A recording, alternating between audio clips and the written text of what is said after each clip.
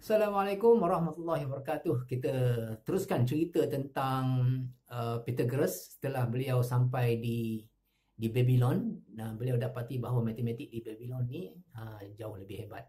Sehingga kan orang Babylon berjaya membina taman tergantung Babylon yang terkenal dengan reka bentuknya yang luar biasa, yang tidak boleh ditemui di tempat-tempat lain. Kemudian setelah Raja Babylon ini meninggal dunia, akhirnya Pythagoras dibebaskan dan beliau pun balik semula ke tempat asalnya di Samos. So sampai di Samos, beliau telah menubuhkan sekolah. Beliau merasakan tiba masanya beliau untuk menyumbang kepada masyarakat tempat asal beliau, ya. So beliau menubuhkan sekolah yang bernama sekolah semicircle ataupun sekolah separuh bulatan. Okay. Nama sekolah pun ada unsur-unsur matematik. Jadi sebenarnya sekolah ni ditubuhkan oleh Pythagoras dengan hasrat untuk mengajar matematik. Okay.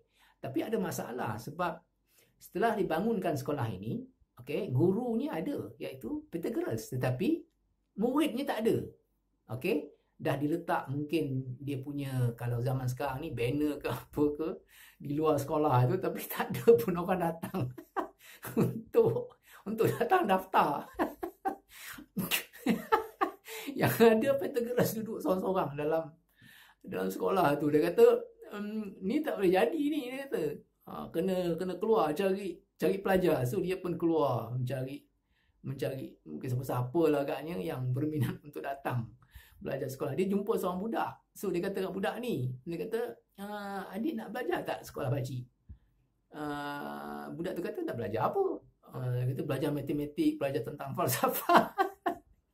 Jadi budak tu kata, apa faedahnya? Dia kata, baik-baik saya duduk sini lepak-lepak, dia kata kan. Tapi Pythagoras beritahu, kalau pakcik bagi kamu, tiap-tiap kali kamu datang sekolah pakcik bagi kamu RM10 nak? Budak tu fikir-fikir, RM10 banyak juga tu kan. Okey lah, dia kata. So dia pun setuju. So gitulah, tiap-tiap hari dia datang ke sekolah ni, Pythagoras pun ajar. Tiap-tiap kali dia datang, Pythagoras bagi dia RM10. 10 hari hari berikut pun RM10 lagi, RM10 lagi kan. Dan Pythagoras mengajar dengan cara yang santai dan menyeronokkan. Budak ni suka belajar daripada dia. Dan sampai satu tahap, Pythagoras ni bukan orang kaya pun. Kerja dia pun tak tahu apa. Tak ada kerja, tidak kan. Jadi dia kata kat anak murid dia ni, dia kata, nampak kayanya cikgu dah tak ada duit ni kan. Nampak kayanya pula kamu ni berminat betul nak tahu lagi, lepas satu teorem, lepas satu teorem kamu nak. Lepas ni macam ni lah. Setiap satu teorem yang cikgu ajar lepas ni, kamu bayar cikgu RM10. Dia pun ajar. So tiap-tiap kali budak tu faham, dia bayar RM10. Bagi lagi satu teorem, Pythagoras dapat lagi RM10. Akhirnya semua duit yang dia pernah bagi pada budak tu dia dapat beli. Itulah cerita tentang Pythagoras di Samos. Tapi sekolah tu tak mendapat sambutan sebab orang kat situ sibuk tentang politik. Lebih cenderung kepada politik. Dan Pythagoras tak minat politik. Dia lebih kepada ni, benda-benda tentang falsafah, tentang akademik, ilmiah ni dia suka lah. Tapi bila politik dia kurang sikit. So atas fikir lama-lama, dia kata tak boleh tahan kat sini. Pelajar pun itulah seorang. Pelajar lain tak ada. Yang lain tak minat. So dia kata pindah. So dia pun pindah. Pergi ke mana? Pergi ke Croton. Sebuah tempat di Itali. Tetapi di sini dia mendapat sambutan yang luar biasa. Dia katakan sekolah dia tu mendapat pelajar lebih ratusan orang, dan dua kategori pelajar. Dia letakkan dua kategori. Yang pertama, mathematikoi kita panggil. Satu lagi yang bukan mathematikoi. Yang matematikoi ini ialah pelajar yang duduk di situ, macam ada asrama, tempat tinggal masing-masing di dalam kawasan sekolah. Satu lagi, yang bukan ni ialah yang duduk di luar. Bila ada kuliah, bila ada kelas, baru dia datang belajar.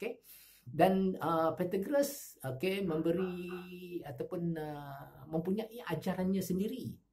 Okey, selain daripada mengajar matematik, dia ada falsafah dia, tata cara kehidupan dia. Itu sebab ada sarjana menyatakan bahawa Pythagoras ini seorang nabi. Tapi saya tak berani nak kata tu. Saya hanya cukup menyatakan bahawa Pythagoras ini seorang sarjana matematik. Itu saja. Okey. Dan dia menyatakan bahawa ajarannya mengatakan begini. Dia kata mereka percaya tentang what kita panggil sebagai incarnation ataupun transmigration, perpindahan roh. Dikatakan bahawa bila seorang itu mati, rohnya akan berpindah kepada jasad yang baru.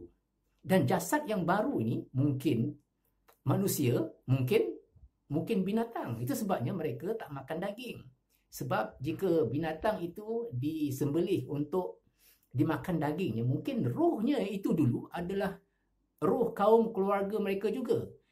Jadi mereka tak nak makan daging tu dan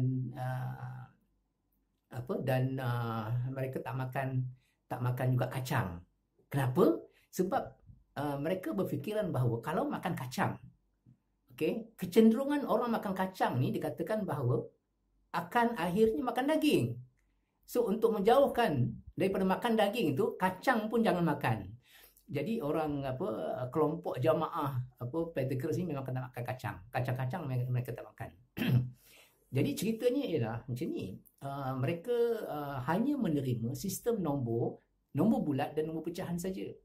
Nombor-nombor yang dikatakan nombor bukan nisbah seperti nombor punca kuasa 2 bukan nombor yang boleh mereka terima. Okey? Dalam teorem Pythagoras misalnya kan kita ada kalau sisi itu 3, kemudian 4, kemudian satu lagi hipotenusnya 5 kan. Kemudian kalau satu sisi itu 12, satu lagi sisi itu 5, okey, dia punya hipotenusnya ialah 13. So nombor-nombornya nombor bulat, nombor pecahan. Tetapi Hippasus, salah seorang daripada ahli jemaah Pythagoras ini menemui bahawa kalau sisi yang pertama tu 1, sisi yang kedua juga 1, mengikut teorem Pythagoras, okey, hipotenus tu panjangnya ialah punca kuasa 2. Jadi punca kuasa 2 ni tidak boleh diterima dalam kalangan okey, jemaah Pythagoras. So tapi Hippasus kuat menyatakan bahawa nombor punca kuasa 2 ni memang wujud. Jadi akhirnya Hippasus ni telah dihukum kan, dan dia telah dibawa belayar atas sebuah kapal dan kemudiannya beliau dihumbankan ke laut, akhirnya mati ya. So itu dia pegangan kelompok Pythagoras ni agak macam taksub sikit ya. Jadi kita perhatikan bahawa dia punya jemaah ni pun ada lelaki, ada perempuan, dan selepas kematian Pythagoras, jemaah ini telah dipimpin oleh isterinya iaitu Tino, yang bernama Tino. Dan Tino ni asalnya dulu adalah murid Pythagoras juga dan akhirnya mengambil alih pimpinan jemaah ini. Dan kemudian dikatakan bahawa jemaah Pythagoras ini telah berjaya bertahan sehingga 200 tahun selepas kematian Pythagoras. Okey, itu dia tadi sedikit tentang kisah Pythagoras. Okey, yang pertama tadi tentang sekolahnya di Samos, tempat asal itu yang tidak mendapat sambutan. Kemudian yang kedua, penubuhan jamaah Pythagorean kita panggil di Croton, iaitu di selatan Itali, itu telah mendapat sambutan yang luar biasa. So ada banyak hikmah yang kita boleh pelajari daripada kisah Pythagoras ini, yang mungkin kita boleh fikir-fikirkan apakah yang boleh kita pelajari daripada kisah ini. Okey, sekian saja ya. InsyaAllah kita jumpa lagi di lain kali, mungkin untuk pembuktian teorem Pythagoras pula. Okey, Assalamualaikum warahmatullahi wabarakatuh.